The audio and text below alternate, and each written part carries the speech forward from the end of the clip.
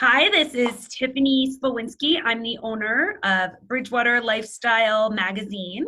And today I have Felicia Sutherland. She is the owner of Honest Care Nanny Agency, LLC.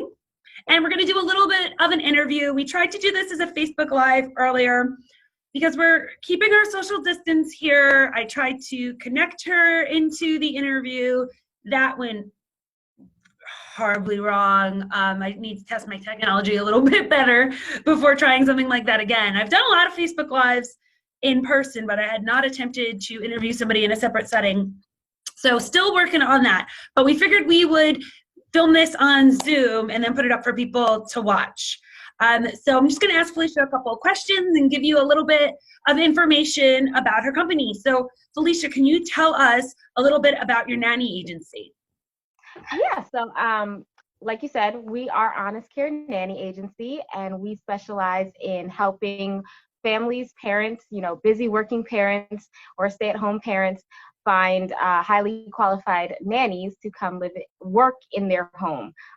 So we do the hiring process and help them recruit the best care possible for their children. And what kind of services do you provide? Are these day nannies? Are they overnight? Actually, we do both. So we primarily focus on part-time or full-time, long-term or temporary placements.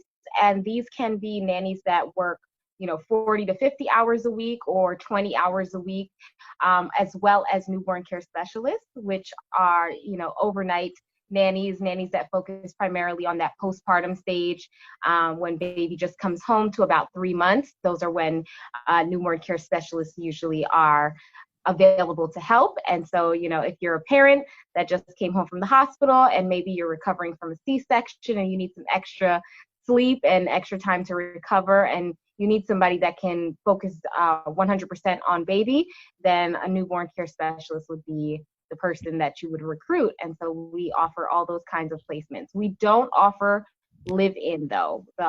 We only offer live-out placements. So currently we don't offer live-in placements. So where were you when I had my 3 kids and C-sections and was waking up 14 times a night? Because I gotta definitely use the service like yours. Yeah. We've helped a lot of moms who have had C-sections, and that's a major surgery, and your body does need to heal. And picking up baby, nursing baby, or doing all that and not getting adequate sleep, it definitely can take a toll on the body. And I'm sure that and you've been there, like you said, the 14 feeds in the middle of the night, having to put that baby back to sleep. It's nice to have that extra help, where you could say, oh, I want to breastfeed, okay, just bring the baby to me, and then here, I'm gonna go right back to bed. So I wish we were around then, but if you have a memory, we're here for you. How many years have you guys been in business? We've been open for almost 4 years now. Wow. And when you said you do temporary and long-term care, what would you consider a temporary amount of time to be? Between 2 to 3 months. So we prefer not to have any positions that are shorter than that, just because it makes it a little harder. And nannies, if they're looking for temporary work, 2 to 3 months is about the sweet spot of what they're willing to do as short as. Okay. And then is there a minimum number of hours or maximum number of hours per week that you can have a nanny work for you? We do, for our placements, we do request that, families have a placement of at least 20 hours a week, just because that gives a level of consistency for the nanny and enough hours, especially, with COVID going on. You want to be able to provide enough hours so that the nanny's not working for another family, and they're able to, handle their responsibilities that are outside of the work. So having 20 hours a week, you could do 4 hours 5 days a week, or 2 10-hour days, or 4 days with 5 hours a day. So but it gives a level of consistency, and it makes it a little more worthwhile for a nanny to be coming, traveling to work for at least 4 or 5 hours a day. And are there any new concerns you see facing families are facing now with obviously the pandemic and things like that? Definitely. There are several concerns that, parents have. And we've been talking to, the parents in our community, and one of the biggest concerns is, is it safe to send our kids back to daycare? With daycare, there are a number of things like numbers in classes, how many children, how many teachers, how are we going to make sure that, our kids are having that social interaction, but also still social distancing. So, we need to keep them apart, but we also need to foster that social and emotional development that they need at this, young stage. And so a lot of parents are facing that, concern, and also just, okay, if we go to daycare and they're exposed to other children, other teachers, other parents, what if my kid gets sick? What if my kid comes back home and gets, their grandparents sick or family members sick? So there's definitely that concern facing them, as well as, being parents that are now a lot more working from home. Like, both you and I are working from home right now. Having those little kids running around doing our job 24/7, like we're doing jobs 24/7 because working, and then you have to, be a parent 24/7. So it's a lot of stress and strain on the parents now, especially, they don't have that division. So I think that's a bigger concern. And how do we fit childcare into that? Is there, a way to get somebody to come in, and how are we going to have that relationship where it's going to be separated, but not everybody's going to be cramped on top of each other? So, there are definitely several concerns that we see parents facing, and also the regulations. I've spoken to a couple parents, and with the idea of sending their kids back to daycare, there are concerns of like, oh, if my child has separation anxiety, I'm not allowed to walk them into the daycare. I'm not allowed to, bring them to their classroom and help them get acclimated. They just have to go from car to, teacher, maybe not even their teacher, and go straight in. So, that younger group, it's definitely a drastic change for them. So, there are just several concerns about transitioning and everything that we definitely have to look into as parents and as care providers and as agency owners who are trying to help those parents navigate through that. So, have you put into place any new protocols for safety for your nannies? So we recommend, we have several things that we recommend to families that come to us. Definitely having open communication. That's important. This is a time where we have to be transparent with each other as, employers and employees. Having a nanny in your home, if you're going to have a nanny, you definitely should have that open communication about what expectations you have. Things like, I still actively nanny, and one of the biggest things is having that communication of, okay, on the weekend, are we going to be interacting with large crowds? Are we going to be actively social distancing? Okay, maybe communicating to the nanny, like, we have no issue with, being around your family, but probably refrain from going out to, bars and restaurants, because as we all know, these things are opening up, but we still have to be mindful and be compassionate, because at the end of the day, we don't want to get sick as care providers, and we don't want our families to get sick. So those are things that we recommend families just have that open communication. And even as a family, communicating, with 4th of July coming up. Okay, we're going to have a cookout maybe, and, we're going to have 10 or 15 people over, so that everybody knows what's going on, and it doesn't feel like there's secrets, or, people are hiding the possibility that they might be around other people. As well as things like, we recommend, if a family is hiring a nanny, if you want the nanny to wear a mask, communicate that. Do you want them to wear masks while in the house, or just when they go out, with the kids, like going for a walk, going to the playground? And if you're going to have them wear a mask, consider buying the reusable mask so that the nanny can wash them, or maybe you guys can even wash them in the load, so it's accessible for the nanny to have at work. As well as, keeping on hand sanitizers and disinfectant wipes, things like that. And just, like I said, dialogue is the best thing, is one of the biggest things that we've been recommending to families. So yeah, that's those are pretty much our standards in implementing one-to-one care. So having nannies who are just working for the families, one family at a time, so that we don't have that excess exposure. And that makes sense. You want to make sure the nanny and the family are on board, and as long as everybody communicates what those expectations are, those need to be met. Are there any misnomers that you hear about nannies that you'd like to clarify? So there are a few that come to mind. Definitely, the idea that nannies are babysitters is one of the biggest ones that no matter what generation we're in, a lot of people still think that nannies are babysitters. And, nothing's wrong with babysitters. Babysitters are great. I babysat, and, lots of people babysit. But a babysitter is more for once in a while, one time date night, or, oh, I just need a couple hours to get something done.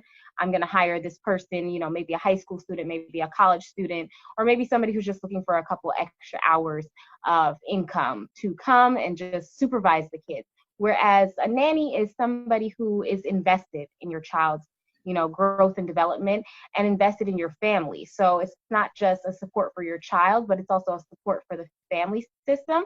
So that's something that I feel like a lot of people misunderstand and forget, is that nannies are professionals. This is their career.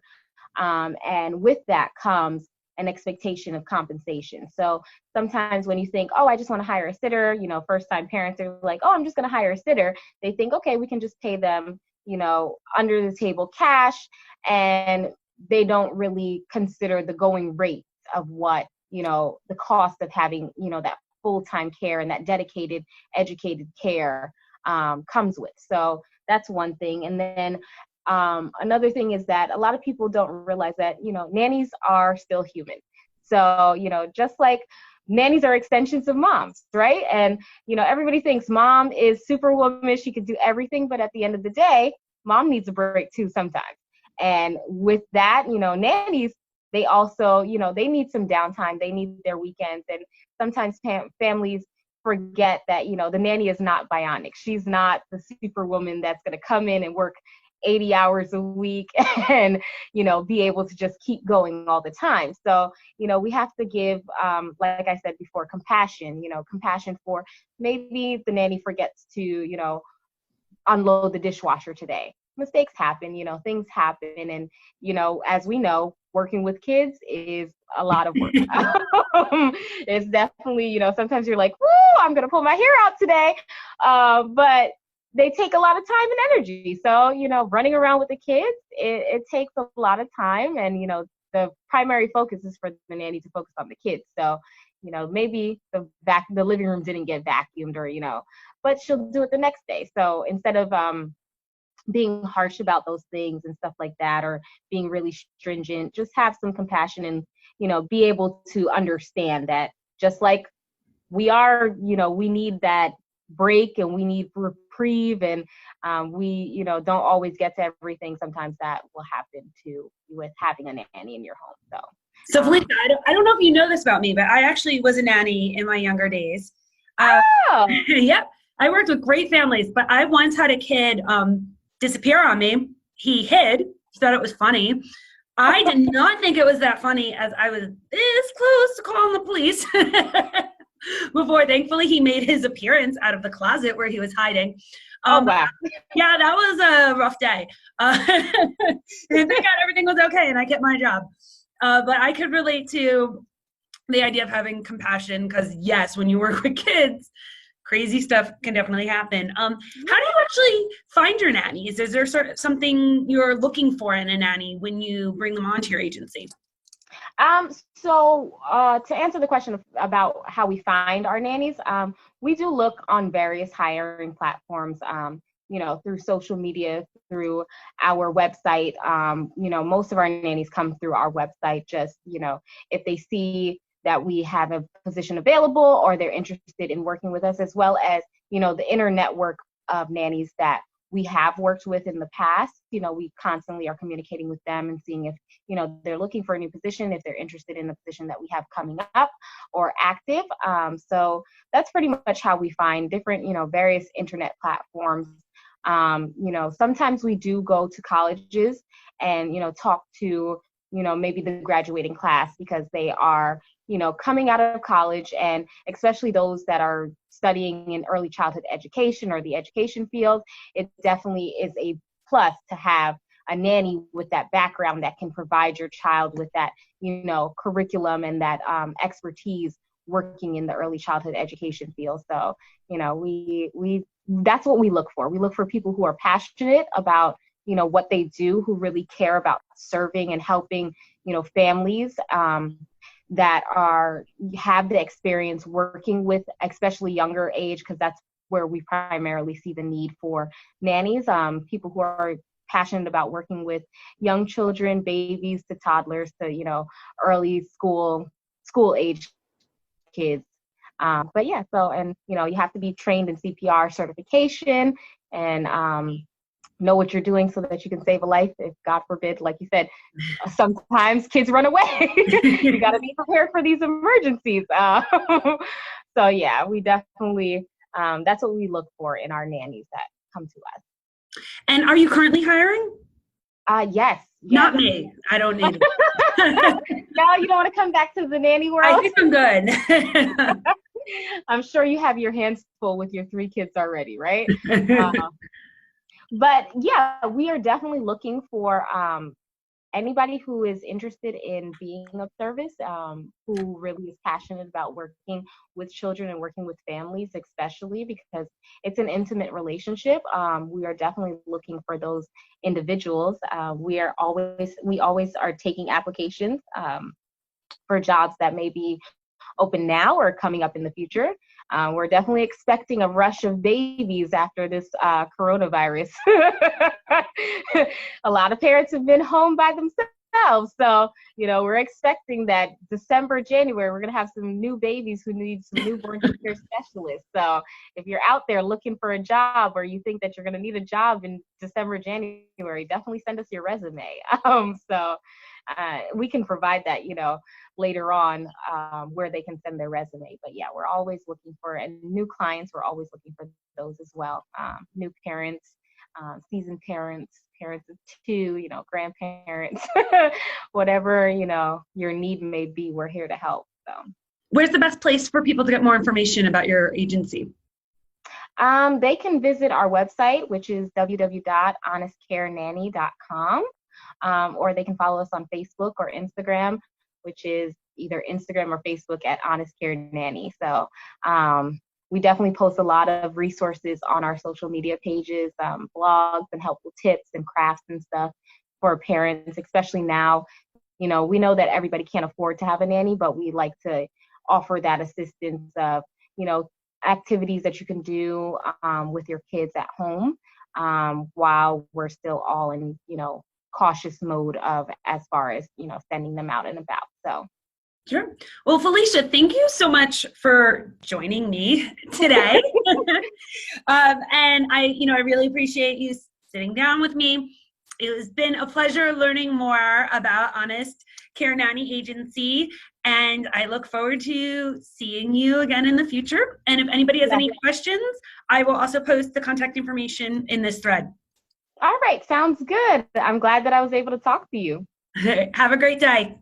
You too.